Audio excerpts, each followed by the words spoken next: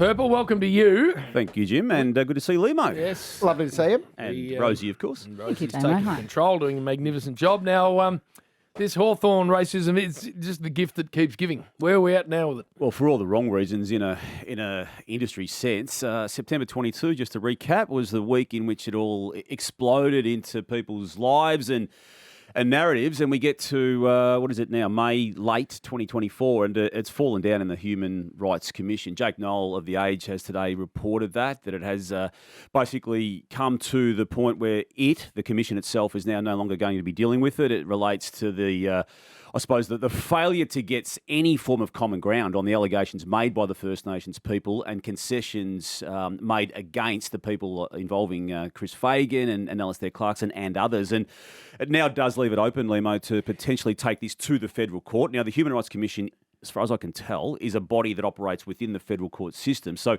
it could still end up in that. But it's a different situation in that it's going to then need to be treated as a court case as opposed to what has been happening now, the attempt at mediation. So with the Human Rights Commission, is it the case, I don't quite know how they work, but if two parties can't agree, then they no longer can have a role in it and it's got to go elsewhere? Yeah, the intent was for there to be a form of common ground. And obviously the First Nations people involved in the case wanted there to be concessions given and granted. And there was, this has been reported widely too, a hope of the First Nations people for there to be a compensation financially attached to it as well. But you're not going to get to that stage unless you get an admission or a concession of some nature. And we've been reporting regularly, and every other media outlet has too, that Alistair Clarkson and Chris Fagan, they're the two that I know specifically in terms of their own defences, weren't, as far as I could tell, going to be conceding anything. No. And this is where the whole issue, to me, it must still be addressed by the AFL with a sanction of sorts against the Hawthorn Football Club. Jeff Kennett, who was chair at the time, Justin Reeves, who was CEO at the time, now no longer at the club. And look, that's all played out. But the time frame around the referring of it to as a cultural safety review. I mean, to me, the retrofitting of that terminology around what was an investigation into alleged racism in a certain period of time. There was issues at play, there was politics at play, and unfortunately, because these allegations made by the First Nations people needed to be properly addressed, but they were not given the ability to do that. There was no guardrails, Lehmo, on the actual inquiry itself by the person they appointed to conduct it, and then the handling of it without any form of notification of the people who had the allegations made against them. So what sort of penalty should...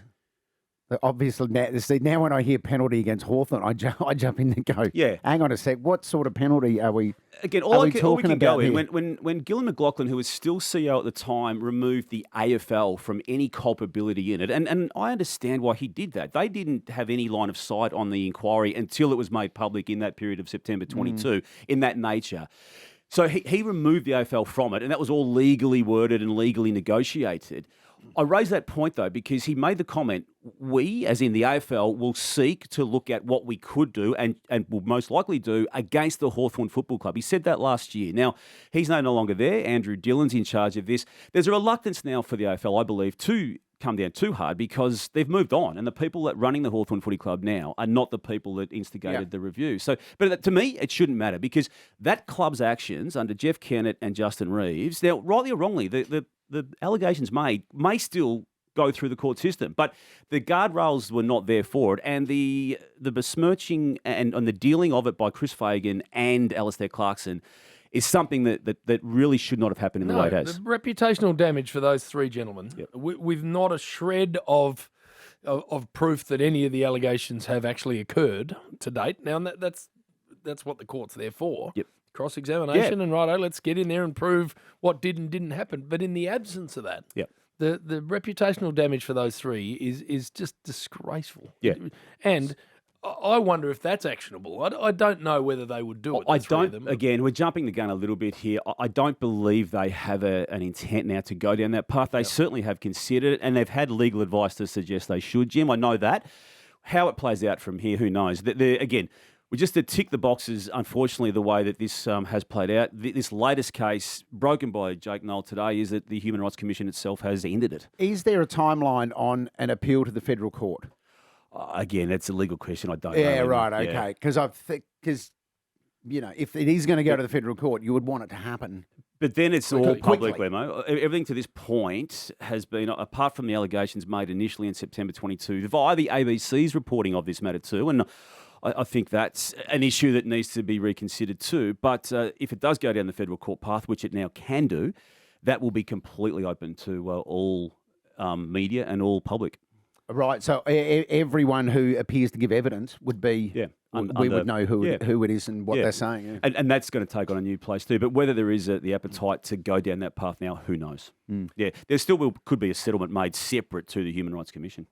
It is a mess. And it's been a mess from day one. Once we worked it out, analysed it, processed it back in that September 22 period, it was going down no other path than the one we've arrived at today, in my eyes. Once we knew how Hawthorn had constructed the parameters, or the lack of parameters around it, the denials by Clarkson and Fagan particularly, the refusal to have the AFL get involved and then take themselves out of it, and rightly so. So here we are, and that's the mess that it was always going to be. All right, Purple, let's have a little spell because we need to talk footy. Fascinating round, just finished. Purple positive? Yeah, we will, Jim. And we just talked about the Hawthorn Footy Club for reasons that relate to the racism issue. Let's start talking about them now from a football side of things. It was this time last Monday we came in, and I think I led the show with the negativity around what they did that previous weekend, conceding a 41-point or giving away a 41-point lead against Port Adelaide. Well, they had a 6-goal lead against Brisbane yesterday. That got whittled away to effectively nothing, but then they surged again. And I just love how a team, or any team that responds to the adversity in which it was subjected to the previous week, which Hawthorn did yesterday. So starting the positives today with what they did and how they've gone from a 0-5 start to now winning, having a scoreline of 4-7. That itself is a response to the poor start, and the wins have come, obviously, Brisbane Lions yesterday. Prior to that, St Kilda, Western Bulldogs and North Melbourne, and still with a few injuries that have some key players out of the action. They're travelling beautifully. I mean, we've got Sam Mitchell, super coach. Coach of the year? Won't go that far just yet, but he's had a very nice 6-week period. But when you look, I mean, at the start of the season, we were like, well, we're missing a key forward and we're missing a key defender. This team's it's going to be hard for this team this year. And at 0-5, it looked dreadful, didn't it? And it didn't look great at 0-5. But I'll tell you what, they have come to the party in the last month. 3 of the last 4.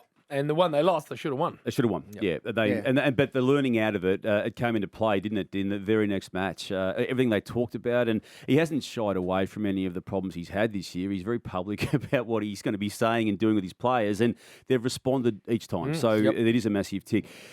Jim, I know you've got the softest of soft spots for Isaac Keaney, and you know equally I've got the softest of soft spots for Chad Warner, and I think he's now line Crown just as I was leaving in Perth. Was he? Well, and there was a lot of West Australians getting very wound up about it. Here we go. And I said to a couple of them, he does come from here. He does. And they are having the bye. So he's allowed to go home and say hi to mum and dad without conspiracy theories starting to fly around everywhere. He's out of contract at the end of next year. At the end of next year, I believe. So it's just the right to road ticket now, isn't it? Yeah. He's great. You don't want to go any further with that? You didn't see him. No. You didn't see Don Pike in the background of the gym, or Simon Garlick? No. What I find funny about it is, as soon as people saw me, and I was just minding my own business, probably having too good a time, that's how they roll over there. They come belting over to you. Just saw Chad Warner. Right. Is he going to North? Is he going to North? No. Do you reckon they said to him they just saw you? No, they didn't. But I said to them, mate, he does come from here. So. Yeah, he is a freakish talent. He is a freakish talent. I love what they're doing. Brodie Grundy's been a huge pickup, and Dane Rampy, he's been a bit banged up, as he has been for a number of years, but he's so important, isn't he, with what he does down back, and he just shores them up. And they're winning against the Bulldogs. 150. We haven't seen this for a long time, a team dominate the first half of a season like this. And I keep saying it, the biggest mystery of the season is Richmond beating them when they did in that period of time. So and that takes in the 150 percentage. Carlton, I want to give a bit of a rap to Lehmo, just to get back on the winners list. Yes. They had to sort of toil through Gold Coast on the weekend and did so, and it was blind ball there for a while, but Cripps stood up, Walsh stood up, Curnow stood up in the second half when it mattered most, and Williams' role as a forward, not a backman, with 4 4 goals was crucial. So they just needed to get a win. It was the Gold Coast game last year that sparked their resurgence. Whether it does that this year or not, but at least it stems a losing sequence. They're back. Yeah, there's something about All my mates who are Carlton fans, it just took that one win, and now they're like, we're back, baby. Season's back on track. And the other thing, Lehmo, is best part of 40,000 people for a home game against Gold Coast. Yeah. They are a juggernaut, Carlton. When they start rolling, the juice they bring to our comp is actually brilliant. Who have they got next week? Probably should have that in front of me, shouldn't I? Yeah, no, that's all right. But they might be back, the Blue Baggers. I'd love to see them playing finals, though. Last year with Carlton playing finals was great. It was great. Jordan Ridley's return for Essendon against Richmond was actually required, given the Tigers Adelaide put up Thursday night, is the answer to your question. Keep going, Pep. Thank you for that, Chip.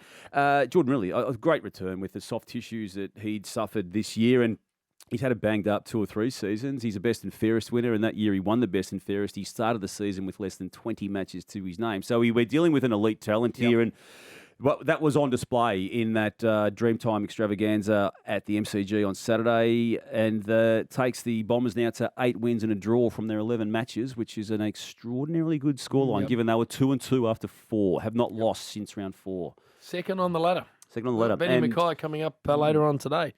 He's been great too. Well, he's now, Jim, as you know, has got as many wins don't need to bring as any an of that up. Essendon player inside 11 rounds of football. That's the sort of filth Joey's trying to infiltrate into our bloody studio, and you don't have to tip into it. That he did inside 8 years as a North Melbourne player. We'll move on. Toby Green. Yes. Slow start to the year for Toby, but the past fortnight has been really good, instrumental in what he's been doing, and the goal that he kicked late against Geelong at the Cattery on the weekend was just pure leadership, wasn't it? The way he took it on, took the moment, and covered for the loss of Canelio in the first half, who's banged up with a shoulder. We're yet to get the full diagnosis on the seriousness of that, but it's serious enough for him to be taken out of a game of footy. You know that his pain threshold is as good as anyone. So it was a needed win by GWS. Is that not the fortress it used to be down there? They're 2-2 this year down there, so it's not. Max Gawn, 11 matches into this season. He's guaranteed to have a 7th All-Australian gong at the end of it. You're calling it now? He could miss 6 or 7 weeks and he'd still get the main rucking position. I think Brodie Grundy is going to be with him again, as they were the combinations in 2018 and 19 in that space. But he's only had 2 down games, and even by his standards, those down games, he was still trying his heart out. But I feel he's had 9 of the 11 semi-outstanding. Yeah. He is comfortably the best ruckman in the comp. And what he did against poor old Rowan Marshall for St Kilda, who equally has had a solid himself. year, but he was just outplayed significantly by Big Maxi. Jordan Dawson, a 99-point win by his team, Adelaide, against West Coast. I just mentioned Toby Green starting slowly. I think Jordan Dawson did too, but the leadership with which he has got too. He's held firm. He's been very important, and they just keep presenting the Crows, even though they lose the games that they could and maybe should win against the better teams. They just keep presenting. So I like what they did, and they'll struggle this weekend. The Crows. Hawthorn at the G. Well, it would be a big game, wouldn't it? After what the Hawthorn has displayed. So, just in a quick, Port Adelaide did a pretty easy job against North Melbourne down there in Tassie to round out the positives. All right, we'll get to the negatives next. And I think it looks like he's got his eye into me, Purple. All right, negatives. Okay, we'll start with negatives, Jim, with the Brisbane Lions and Geelong. I'm just going to hold on making big sweeping statements about them. I think they both have earned the right to just weather these current storms they're in, Lehmo, because Brisbane Lions, they finished the round 10 premiership points outside of the 8. They've got a bye. Then they've got Western Bulldogs upon resumption. They're just not playing well enough, though, to go near what they've done for the past 5 years at this stage. But I'm just going to hold one more week. Are they going to? Surely they're not going to play finals, are they? You wouldn't have thought so. An injury has got them. We know they've had the 5 ACLs, and we've talked about that regularly. On top of that, they've had Starcevic, who was a late withdrawal 3 weeks ago and is still out for some time with a soft tissue injury. They're just not sparking, though, and they've got problems in the midfield. Their back line is under siege, and their forward line is not working either, and there's been some disappointing players in that team. But I'm just going to give them one more week. One more week, and as I will with Geelong. As a reigning grand finalist, they've earned that. They've earned that, as has Geelong insofar as now losing 4 in a row. But I just want to point to the relative positivity in 3 of those 4. GWS on the weekend, 4 points. Prior to that, it was Port Adelaide by 6 points, Melbourne by 8 points. So 3 of the 4 have been by 8 points or less. Obviously, the Gold Coast loss last weekend was damning, and that was a 10 goal pluser. But they do have problems. Obviously, Dangerfield's still out, but at 34 or 5 or whatever it is, 18th season of footy, you can't expect him to be the difference when he comes back. The midfield, it's going okay for its developmental state that it's in. I think Tanner Bruin was actually okay on the weekend, but it's still not working. And what has been exposed this year is Tom Stewart, and it's now a problem how clubs are preparing for matches against him and going him personally and physically. And it hasn't worked for him. He's got to work through it. He's equally to Max Gorn, one of the great All-Australian regulars, but he's not in that sort of form at the moment, and it's impacting on others around him, Jack Henry included. Yep. So it's a problem for them. Fremantle, a couple of ways of looking at it. 25 points down, 8 minutes to go against Collingwood. Got back to within the draw on the scoreline. Other way of looking at it is Collingwood had 6 players who'd played under 10 games of footy, 5 of those under 5 games of footy. I reckon they've missed an opportunity upon reflection, the Dockers. So I'm putting them in the negatives, even though the score had them equal. Am I being too harsh, Lehmo? I think you're being too harsh. Okay, fair enough. Well, they did get a draw against the reigning premier. That's one way of looking looking at it. They had 2 half-hour patches in that game that were horrible. Yeah. Horrible. But then they got it right both times, and you're like, well, where's that been? That stuff. If you're a Freo fan, you're going, why don't we get more of that?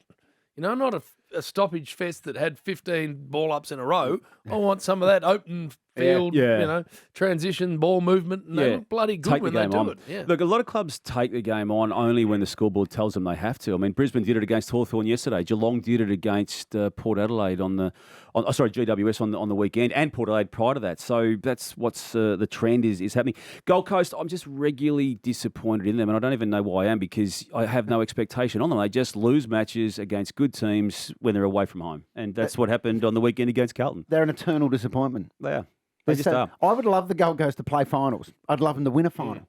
But you just look at them and go, is that ever going to happen? Well, they've been given, I won't say given, they've got a fixture that I would argue is the easiest. Now, I know there's no such thing as an easy fixture, but if you want to compare it to other clubs, it's favourable. So they've got all the low teams twice, and they win in Darwin. They've now won those 6 matches over the last 3 years in Darwin. They play well at home, but their midfield, which is celebrated and lauded and expected to do well, it doesn't fire. It didn't fire against Carlton, and it causes problems. But they'll go back to Gold Coast, and then they'll win a few more games. They start favourites at the minute anyway. I know it's Monday. They start favourites against Essendon on the Gold Coast, and Essendon is second place on the ladder.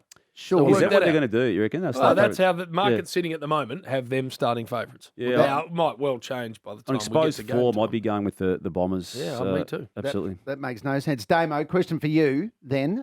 I'm going to give you teams who are out of the 8. Which one of these will make the 8? Brisbane, Adelaide, Bulldogs, Gold Coast, Freo. I like. I still feel Adelaide's got a role to play this year, right. but they're going to have to do what they haven't done. Well, they got a bit of work to do. Beat a team, yeah, they do. But their best is good, and what I've liked about them, Lehmo, just mostly is that they have stayed true to the way they want to play footy. It's caused them problems at times, but they do want to be free flowing, and I find them as exciting as any team when they do get going.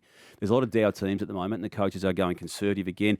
Real problems at St Kilda, 38-point loss yesterday against Melbourne being the latest problem they've got. It was a flattering scoreline. It became 38 points. They kicked the last 3 goals when Melbourne had absolutely checked out, and it was one of those games that could have been 75 or 80 points if Melbourne wanted to maintain the rage. They didn't need to. They got the result they needed, but they're in a world of hurt, St Kilda. They're travelling to Perth, aren't they, to play West Coast, I think. So that's a really interesting game. Yeah, but they whatever they did under Ross Lyon last year, and we know that resulted in an elimination final against GWS, and it was a patch of that final where they were competitive and were coming, but they lost by about 4 goals. They've just been nothing like that this year, and they're a major problem. And then, as per usual, North Melbourne just lost by 10 goals and finished the round with a percentage of 55.9%, Jim. I didn't see any of that game. No. I was over there enjoying myself. with Chad Warner. Well, no, it wasn't. Well, I must. Chad Warner will hear this and go, I never saw that dickhead. I didn't see him. I just kept getting told by people he was there. What happened with The West Coast Eagles, by the way, they've been pretty good. Well, they have been at home. Yeah, They've been right. good at home. They've had a good game in Gather Round when they pushed the Swans to a point. Yeah, they did. And then they've had that big win against Richmond. They had the Derby win against Fremantle and then the breakout game last week. But away from home, they're dreadful. 100 points Yeah. 99. I mean, that's a thumping. And it was reflective of what I saw anyway. It could have been more. I mean, Harley Reid had a good third quarter. He tried something, but they were already gone by then. And Western Bulldogs, just not from a negative perspective, but an unfortunate aspect of what happened in their match against the Sydney Swans. We knew that Scott went down early with a concussion. Richards went down with a concussion. And then Norton had to be taken out and will be missing, as per the club's release, Lehmo, 4 to 6 weeks with a medial strain. At least it wasn't the ACL. But some commentary around the tackle by Melican. Our man Matty Lloyd, Jim's quite strong on it being needed to be addressed by the AFL the way Melican pinned him in that moment and slung. And I know that the NRL itself has been looking at that type of action in a tackle movement, and even the no rules sport of NFL in some respects has looked at that type of motion in the tackles. It's sagging your knees while you're tackling. Yeah, and basically wrapping your own legs around the opponent's knee. And that's what happened. If you slow that incident down, you can see what they're referring to. And look, it's bad for Norton. It's good he's only got the 4 to 6 week diagnosis, not the 12 months. But it probably, I hope the competition does have a look at it, just in light of what Lloydie and others are saying now about it. Because this does get back to what we were going to talk about off the top of our time today, but time ran away. The whole issue with holding the ball and the mess that alone is, but the problems that it's causing from the sling tackle aspect of it, and the players who now know they can't sling. So what can they do in that moment when the umpire won't blow his whistle? Well, maybe Melican on Norton is one of those situations where he grabs him harder, lower, and then and twists him as opposed to sling him. And this is what this whole issue about the holding the ball and the lack of tackles. What is the holding the ball rule? Because it's clearly, I feel like some weeks I'm watching a game, I feel like all three umpires have a different interpretation they do. of the rule. Yeah. Steve McBurney, who's the new umpire's boss officially, he's spoken with Sarah Ollie today on afl.com.au. That question specifically was posed to him. I needed something to decipher to help me understand what it is, but maybe go to there and have a listen and see what you think in the ad break. Okay. Yeah, because I'm no clearer. Because it couldn't be more confusing. Yeah. I don't know with the umps if they all get together midweek, but I reckon if they did, Matty Nichols would turn around to a couple of his mates and go, thanks for that. I correctly call something, whether you should have or not, and then within 2 days, other umpires just completely ignore it. So is it a free kick or is it not a free kick? Good to see you as always, Purple. Likewise, Jim and Lehmo and Rosie. We're back on Rush Hour next Monday.